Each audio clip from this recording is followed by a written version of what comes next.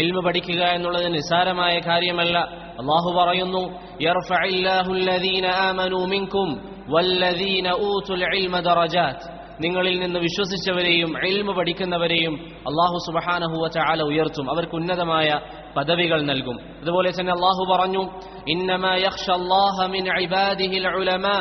അല്ലാഹു സുബ്ഹാനഹു വ തആലയെ നല്ല രീതിയിൽ ഭയപ്പെടാൻ സാധിക്കുക പഠിച്ചവർക്ക് മാത്രമാണ്. അതുപോലെ തന്നെ റസൂലുള്ളാഹി സ്വല്ലല്ലാഹു അലൈഹി വസല്ലമയോട് അല്ലാഹു പറഞ്ഞു, വഖുർ റബ്ബി സിദ്നി ഇൽമ.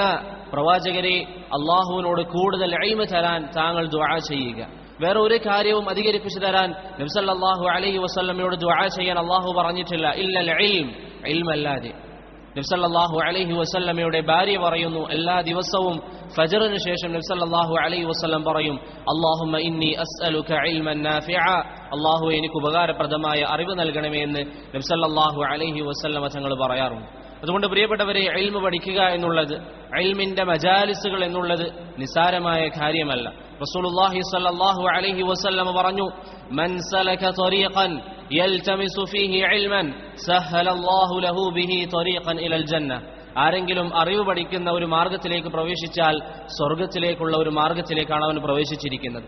ഈ ഹദീസ് നാം എല്ലാവരും കേട്ടവരാണ്.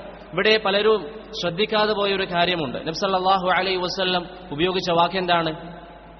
യൽതമിസു ഫീഹി ഇൽമ. ആ മാർഗത്തിൽ ഇൽമ ലംസ് ചെയ്യുന്നവർ. ലംസ് എന്ന് പറഞ്ഞാൽ അറബി ഭാഷയിൽ എന്താണ് ലംസിന്റെ അർത്ഥം?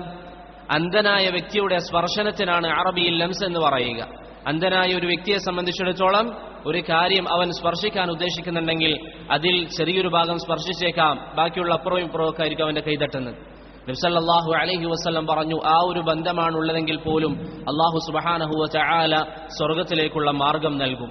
അപ്പോൾ നമുക്ക് മനസ്സിലാക്കി തരുന്നത് എന്താണ്? ഇൽമ എന്ന് പറയുന്നത്, അറിവിന്റെ സദസ്സ് എന്ന് പറയുന്നത് നിസാരമായ കാര്യമല്ല.